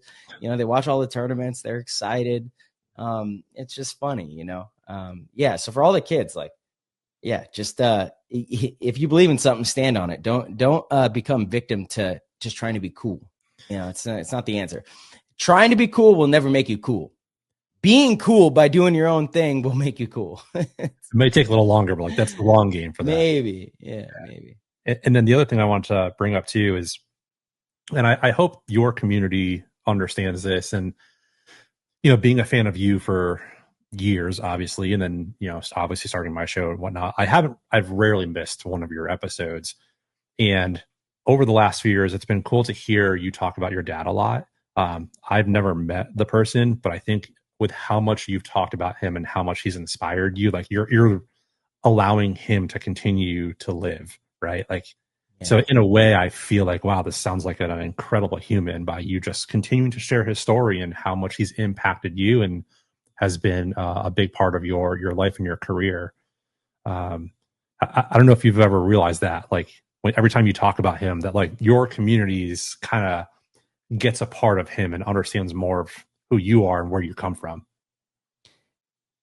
I have never heard that. I appreciate that perspective. Yeah, because that's part of like someone's legacy living on. Again, like I said it earlier, lost. My dad passed away in 2019, and he was my best friend, my closest ally. It's who I got into paintball with. We played every weekend together. He was my biggest fan and also my biggest pain in the ass for many years. You remember PB Nation? Yeah. Oh man, I'm actually so thankful that he wasn't still here in the last year, because if he would have been fucking nuclear. But I remember like when I was on the Ironman, PB Nation 2006, 7, someone would comment like, oh, like, I don't even know what they'd comment, something negative about me. And oh my God, my dad would go on a tear. No, so he got a PB Nation. Oh account my goodness. Oh, he had an account, dude. I think he got banned at one point. I'm like, Dad, please, you cannot respond to these people, please. And he's like, no, fuck that. Fuck that. Nobody talks about my son like that. No fucking way. It's not happening. I'm like, Dad, you got to accept it. Like, not everyone's going to like me. It is what it is, Dad. Please, you're making it worse. Yeah. And it got to a point to where like we were fighting, and then, finally I was like, I can't, whatever. It is what it is. I appreciate your support, Dad. I would rather that than you to not care at all. So it is what it is. But he was an internet warrior, just battling people left and right. And it's pretty funny, when you have parents or people in your life that care. And I see this actually a lot with the kids coming up through the Team USA camp. So many of them have parents that care about them so much. And you could tell that a lot of the kids don't know how to deal with that, because they're like, they're trying to be cool. And like, it's not cool in middle school and high school to be close to your parents. It's not a cool thing, but it is cool. I promise you, it is cool. Having a relationship with your parents is like the biggest flex you can have. And so, I just encourage you guys to understand that, because it doesn't mean you're not cool. It doesn't mean that you can't go do cool shit with your friends, but having a good relationship with your parents is very mature. It's very cool. It's very appropriate. And it's very powerful. It really helps you. Not everybody is lucky enough to have relationships with their parents. Some are lucky to have a mom or a dad. Some have none, so to disrespect your blessing is something that I actually really frown upon. You never know when you're going to lose them either. People grow up without either. And it's like, do whatever you can to appreciate them if they support you and they're there for you. It's just powerful. It's powerful having their support. Gosh, yeah, you're hitting a chord right now, because my mom was always my person, right? And I lost her during World Cup, and this year, the year you guys won with Dynasty, like the whole book launch, like that was my first World Cup ever, and she passed away like a week before that. Sorry, dude. I don't know if I knew that. Yeah, I'm sorry. Yeah, thank you. And she was the person that got like me into paintball, and she would play with me, all the years when I started. Yeah. And to know that like that year was progressing to where I was going to have this monumental moment, at World Cup, and to her not be there was just like a wild thing. And then, fast forward to this year, my dad was never really in my life, but my grandpa was my dad. Like, he was always the guy. And the night before my book launch, he passed away. And so like these two monumental moments in my life where I just didn't have it, And so like, I totally resonate with what you're saying, where if you have, a mom or a dad or somebody that you look up to in that figure, like hold on to that, because it's so valuable. And when you don't have it, like, man, you will do anything if you could to get it back. Yeah, and it might not even be a mom or dad, right? What you said is right. Like someone that just cares about you. People that are really there for you. people that really care about you, nurture those damn relationships. And I think that's something that again, just was reiterated for me this year is like, I've been very selfish for 20 years. I've missed so many weddings and birthday parties and celebrations and things because of paintball. And all my friends have been so supportive of it. They've never even expected that I wouldn't miss those things. They support it. They're there for me. They understand why. But in that process, you also have to then go above and beyond outside of the sacrifices that you make to like make it up to them, because those people are truly, when it's all said and done, when you're 50, 60, 80 years old, like these are the people that are going to still be part of your life, supporting you, there for you, providing happiness for you. These are very important relationships. And as I get older, I'm 35 now, realizing like, who am I going to, turn to when paintball's gone? I'm not going to play forever. I'm not going to be a pro paintball player forever. What's that going to look like? In those relationships, you got to nurture them, gotta take care of them. And make sure you're selective too. Make sure you're selective. Make sure it's a small, tight group. That's all you need. But the people that support you and stand up for you, stand up for them. Don't be embarrassed about it. Be there for them and rock with it. And that's truly the best advice I could give, because it's so valuable. It truly will bring you lifelong happiness to have people that have been with you, for a long time, that you can continue to nurture. And you might not feel like you need it now, but there might be a time in your life where you really need those people. And look, times get dark quick. They get dark real quick. I've always been a very optimistic person, very positive, never like really contemplated the ideas of this like downward spiral where you can be negative and even like, you think about like suicide and things like that. Sure. Like what drives individuals to feel suicidal? I mean, it actually can happen very quick. It can be a very slippery slope, how someone can go from being happy to, you look at like the, oh gosh, what's the cowboy? He was a cowboy center, I think, or oh yeah, lineman. Yeah. It's like you just had the game of your life. That man just had the game of his life. Had a interception that he returned for a touchdown, and then commit suicide like a week later. It's like, man, you these things can happen fast. You can shift from being on top of the world to a very dark place very quick, and the people very close to you are the ones that are going to keep you out of that. And so making sure that you just really nurture those relationships and make sure they're at the forefront, and make sure that you keep them close to you. It's so important. It's so important, man. Yeah. Community is everything. And I think we're seeing more and more in that, like as more social media and technology comes up, I'm hearing more of how wherever AI goes, that the community that you have around you is going to be more important than whatever it has been, because people are so alone by not having that human connection. So yeah, I'm right there with you. I do want to touch on, speaking of community and like support systems, your Rock, she's been with you for a while, and I wish I prepared more. I had a picture of you two from a few years ago, I think, where you picked her up and like hugged her and kissed her after the championship. What does it mean to have her in your corner, to be as supportive for your adventures? Because you're gone. Man, yeah.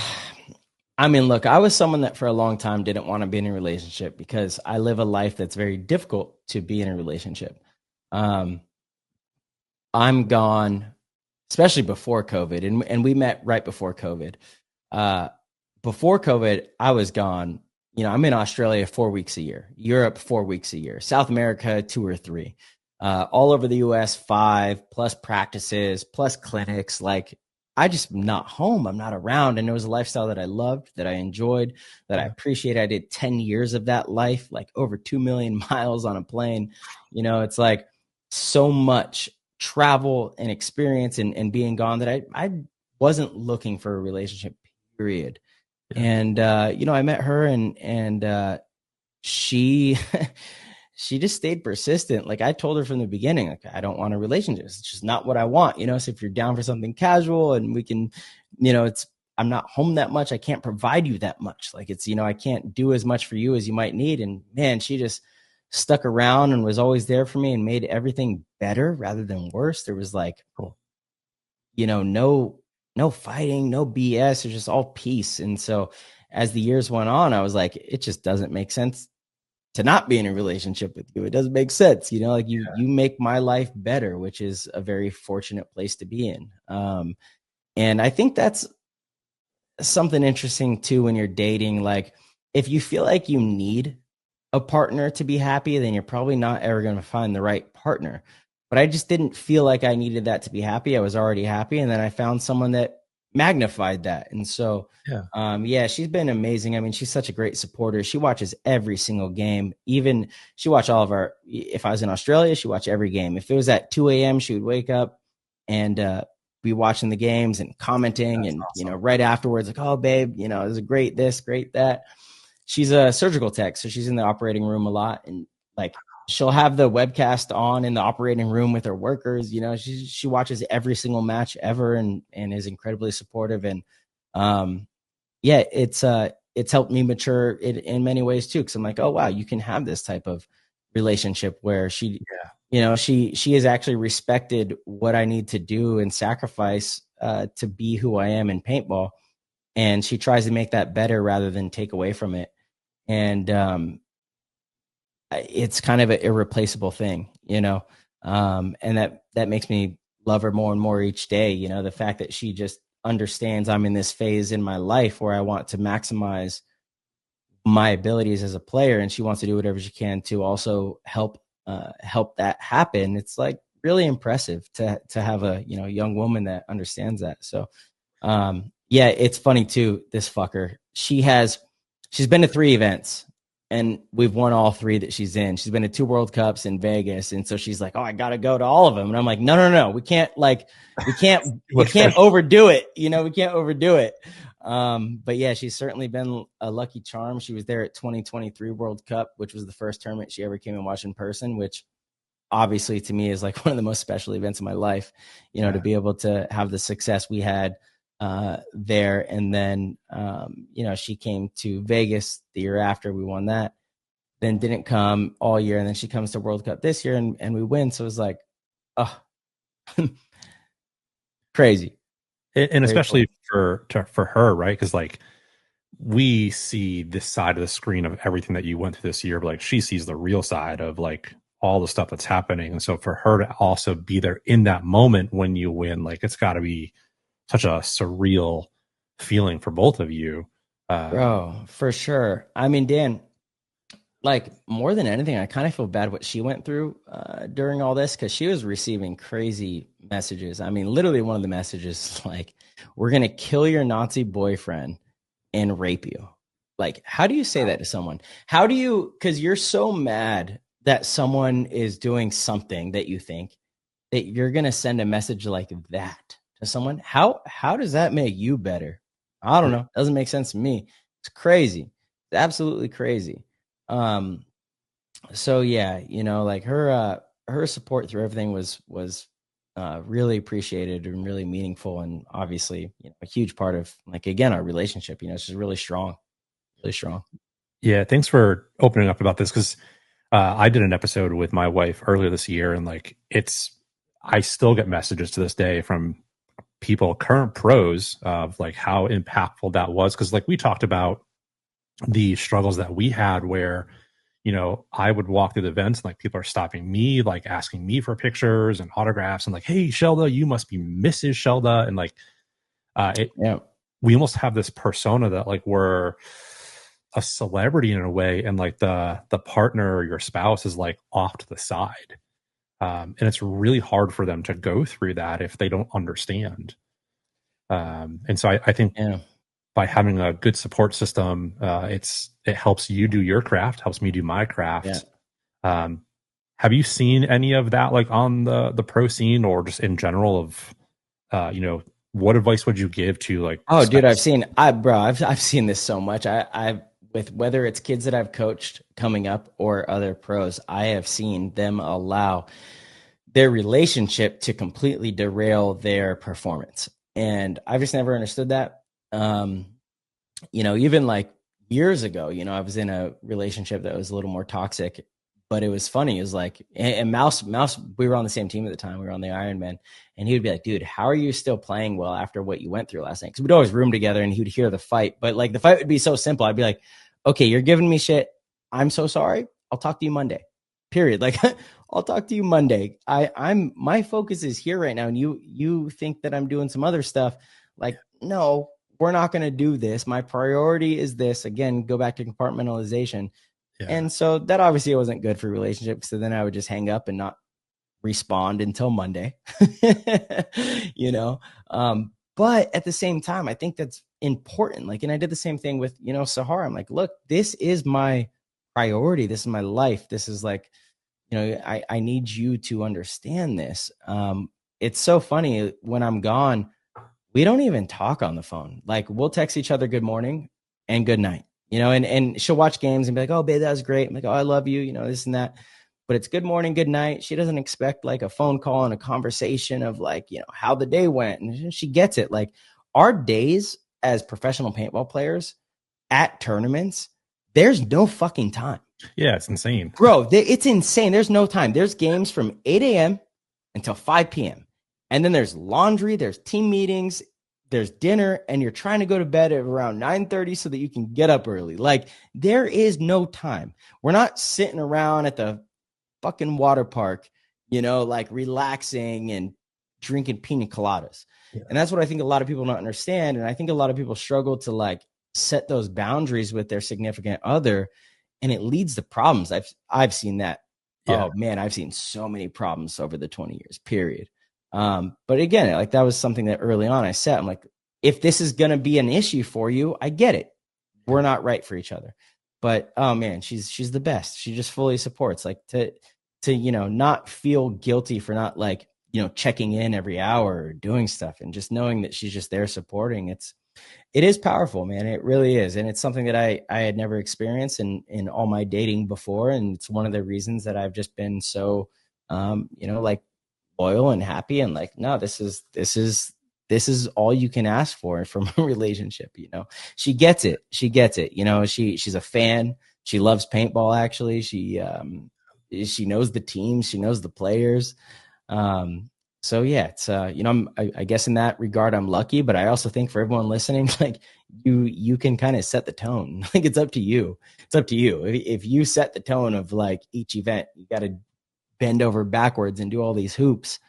You're going to always be in a toxic thing. That probably means you don't trust each other anyway. So what are you doing? Yeah. You know, like, what are you doing? Yeah, I think that you hit the nail on the head. You've got to have those healthy conversations and hard conversations at some point. Because if not, it festers up on both sides and it leads to probably breakups. It leads to, you know, fights, and then it leads to you doing what you love, performing not at the level you want to perform, which just causes more resentment. So exactly. Powerful to honest conversations. Dude, it's the most important. Just express what you want in life.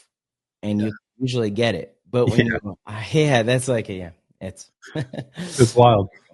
I've got a few more for you. One that's been really important for me, and it's funny. I asked this question to a lot of pros that come on, and some people dance around it, and so take it for however you want to go. Legacy has been really important for me. You know, I've learned, you know, whatever the future comes and whatever happens to me, like I want to leave something back. I want to leave a gift, whether it's the paintball, whatever it is. And so legacy has really been important. 20, 30, 40 years from now, you know, when you finally have hung up the marker and the mask, what do you want your legacy to be within paintball and just life in general too? Man, that's a tough question because I think legacy is an interesting thing. And everybody looks at it differently, but for me, I hope that my legacy, which means people remember you for something, is everything that I wanted to accomplish. So to me, everything that I want to accomplish in the game is winning tournaments. Hopefully we could break some records, being one of the best players out there. And then maybe one of the more meaningful ones is the players that I'm able to coach and the young players that are coming up and the careers that they're going to have. Yeah. And I've been very lucky to get aligned with some of the best young players in the world that are, in my mind, going to be certainly top 5 players in the league, and some of them have the ability, the opportunity to, when it's all said and done, be considered one of the best ever. And so it'd be pretty special to be aligned with them. And, you know, if there's any sort of thanks that they give me at their Hall of Fame speeches, that would be awesome. Yeah. But other than that, man, I don't think of my legacy in that way, because I believe that legacy will be based on what you accomplish. So I just want to accomplish the things that I want to accomplish. And that's that, you know, making sure that I succeed as a player, and then the players that I coach and work with, they succeed, honestly, beyond what I've done. I would love that. I would love for some of these young guys to exceed and excel in ways that I didn't. It'd be pretty cool. You know, there's obviously, like, you know, I care about the game. So if there's ways we can push it forward with PTG, you know, if there's ways that we can bring more light to the game, if that's part of the legacy, amazing. But legacy is, yeah, it's kind of ego, if you're being honest. You know, it's like you want people to think about you when you're gone, and of course we all want that. You know, everyone would be lying if they said they didn't. Of course we all want that.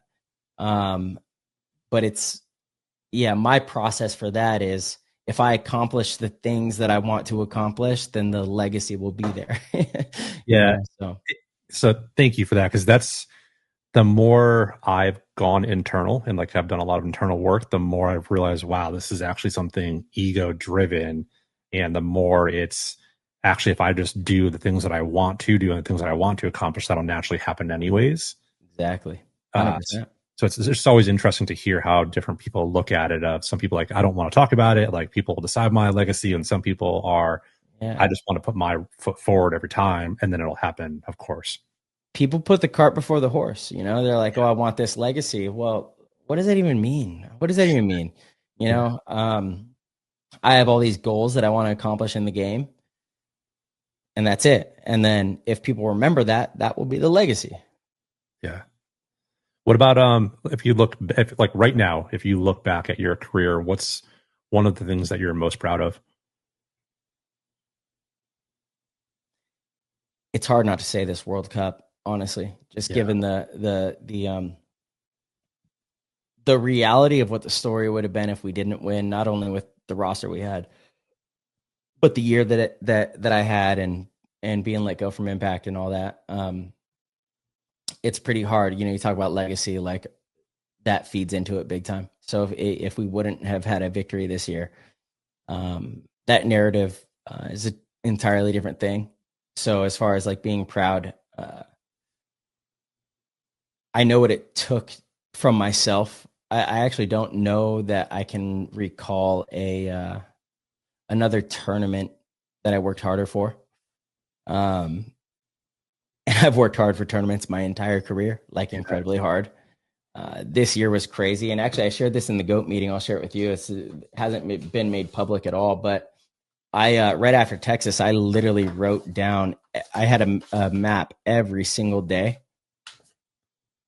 Wow. September,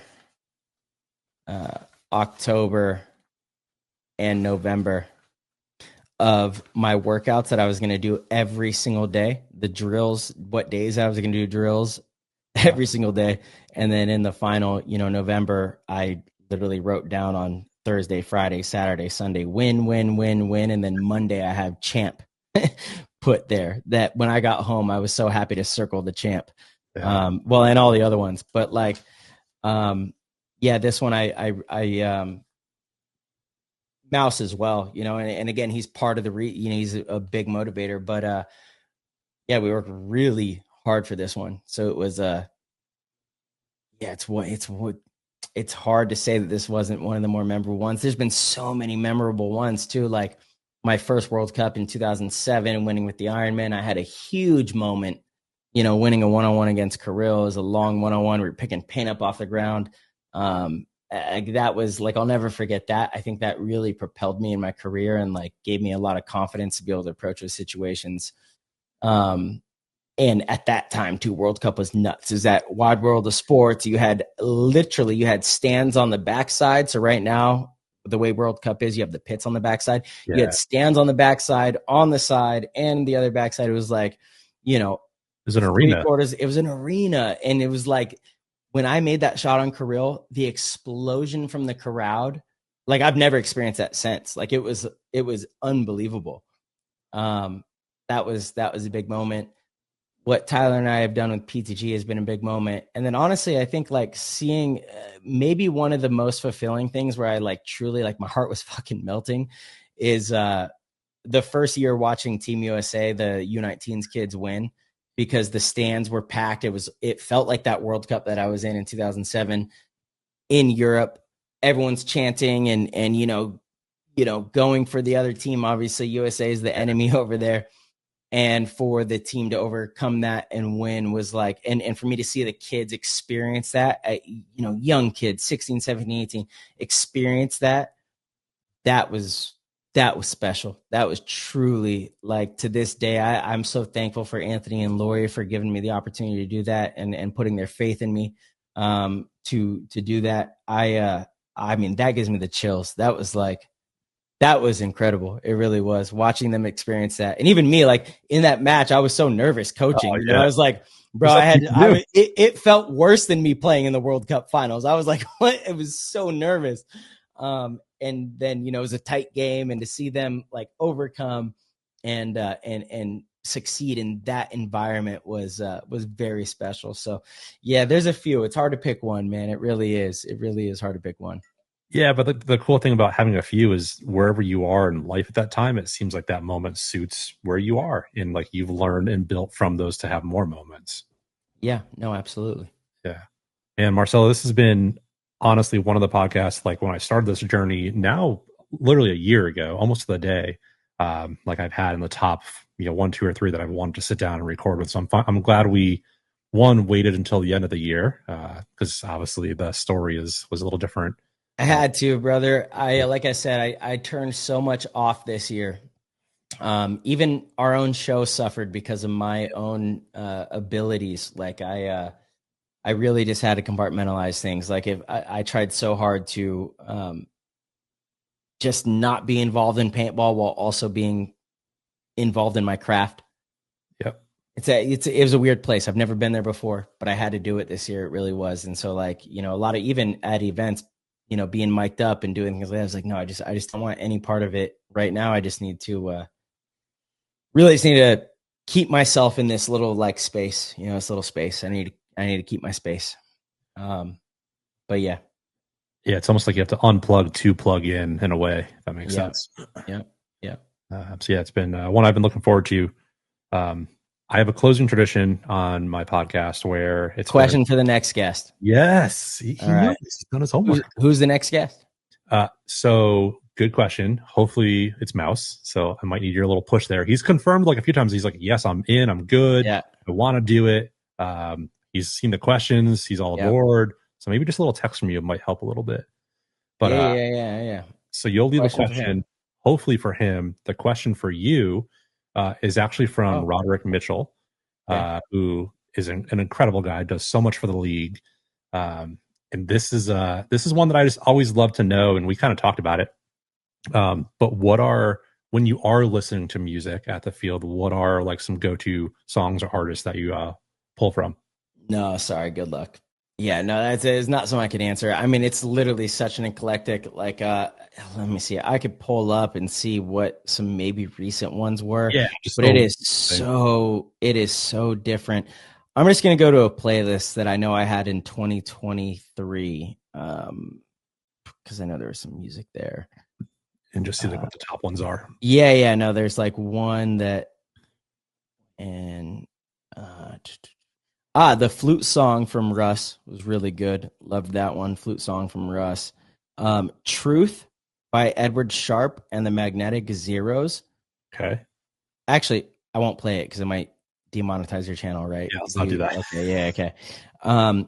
Truth. And I have the live version at Big Top Los Angeles. Like the sounds in that one, I remember just gave me like such chills.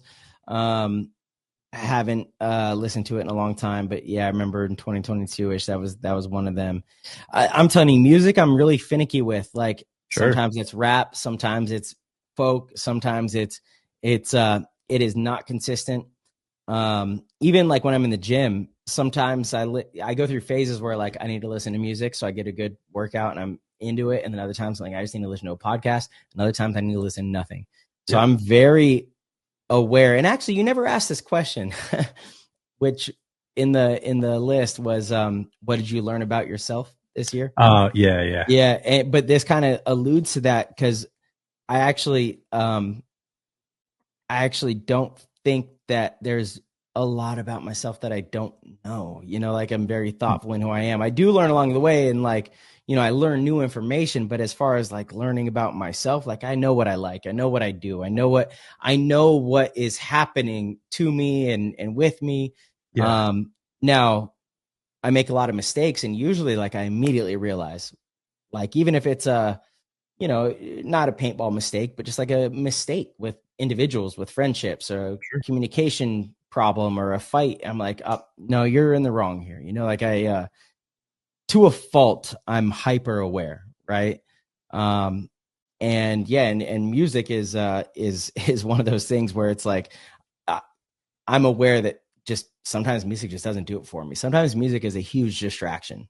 Sometimes I need music, and I can feel when I need these things, like my body tells me like, you need music right now. You have too much on your mind. You need music, and other times it's like, you don't have enough on your mind. You need you need stimulation or someone to listen to, or it's exactly. So I really do my best to just try to like listen to myself, and if music's not motivating me, I will falter to another path, and if that's not motivating me, I'll go to another path. It's just what you have to do, right? You got to find different things to pull from.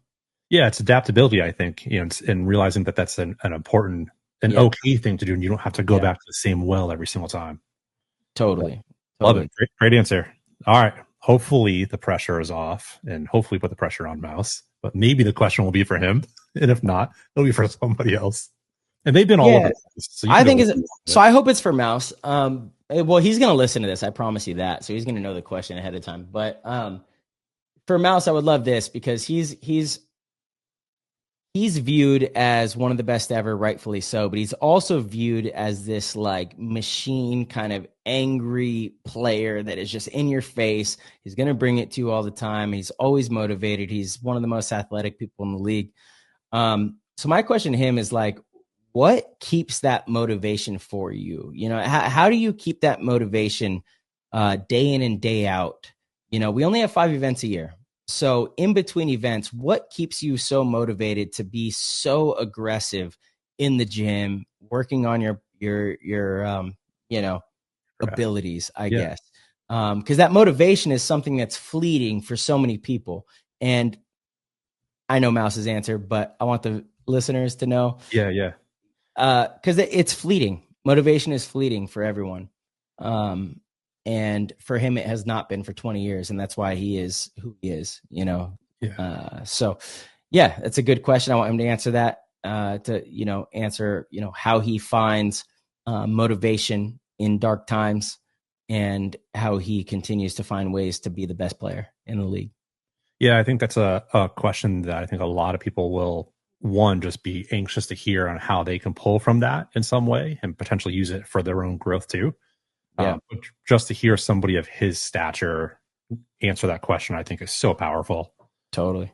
And I think I'm hoping I can push him to record in the next few days, so he actually won't hear or know your question ahead of time, so he'll answer it live in the spot. Oh, when does this go live? It goes to your subscribers first, right? Yeah. So they'll see it first, and I always try to be a week ahead, so I'm not having to like scramble, so I don't ever miss a week. So yeah, hopefully Mouse won't see this one beforehand. I'll have his recorded already. Dan, what's your take on this season? How did you see things shaking out through everything? And then was the ending what you thought it would be? Man, when it all started, I think Impact was up there with one of the teams to be at the top. And I think there was so much pressure on them to do that. I think I had Paintball fit probably number 2. I I love the guys. I just didn't know if they could repeat the year that they had last year. I didn't think they would repeat it. I like for them to win the first two events again. I said, you know what? These guys are fucking amazing. I love these guys. I was surprised. I didn't think they would do it, especially with Colt's injury too. And then I actually had Red Legion right up there because I'm super close with Ryan Gray, and he's told me about like how they perform and the culture they have and all the different positions that the coaching staff has. And I was like, that is insane of the model to not perform at their level. Totally. Yeah. So I think from a performance level, that's how I had it. From just an overall, like looking at the sport or the league, man, this year was kind of a grind. I think that Cincinnati layout for me personally was one of the hardest layouts I've ever had to shoot. Terrible. It was just awful. I think the style of play that we have now, it's creating a lot of pocket play. And so from a media perspective, it's hard to find different angles to show you guys doing your craft. That's not the same repetitive thing for 3 straight days. That's really challenging. And especially for my role. So a lot of the scorecards that you see the NXL posts like right after your match, I'm taking the photo, running off the field, dumping it in the media tent, setting them so they can post it. And so I'm having to do that. What are there, 30, 40 matches throughout the weekend to not get the same exact angle of the same player? It's so challenging. Right. For sure. So that's been really hard. And then, as you know, adding the podcast into the mix this year, I feel like I'm always thinking about it, where I don't want to miss a week. So I'm always having to work on 3 or 4 guests at a time and like coordinating schedules, sending them questions ahead of time so they're kind of prepared for it. As professional, I mean, Play the Game doesn't do that. We fully wing it. Like you are very professional. I was like, oh, that's kind of nice to know what we're going to talk about. Yeah. Yeah, I get it. Because like I pride this podcast on going a little deeper than a lot of the other ones. And if I want to go certain places, like I want you kind of to know where I'm going to go so you're not caught off guard. That's fair. And then I'll kind of know. I like catching people off guard. Yeah. You get the most candid response, like it's not curated. It's not curated. For sure. And that's been a learning throughout this year too, is some people have been like, hey, I love the questions. I'm fully prepared. And some have been like, you know what? I saw the email. I don't want to know what you're going to ask because I want this to be real. Totally. And so I've learned a lot about people and just how people respond to different situations. So it's been a really hard year. And then adding the book into the mix, like writing the book, doing, as you know, recording the audio version took a lot of time. And so I spent so much time around the sport this year while still working a full-time job and, managing my loving family too. So it's just a really long year of a lot of long days. Yes, it was, my friend. Yes, it was. It was a brutal year for some. Long one. So, just thankful that it ended on a high note. Yeah, totally. And I went through a little burnout here towards the end, but I found what I needed to kind of get that fire back, and I'm excited for Tampa. And there's gonna be something special about being inside the stadium. Is going to be just an unreal experience. For sure. So I'm excited to see what the next chapter is for the next season, because the stories will unfold, like they always do. Many of them. Yep. Yeah. Cool. Well, Marcello, thanks again for coming on. I appreciate you stick around for a lot longer. It's been an incredible conversation. And to everyone else tuning in, thanks for listening to another episode of the Shellda podcast. Head over to Play the Game if you haven't heard of it, which is crazy if you haven't. It's the #1 podcast. Come on. But to everyone else, I'll catch you next week, hopefully with Mouse. Thank you guys. Peace.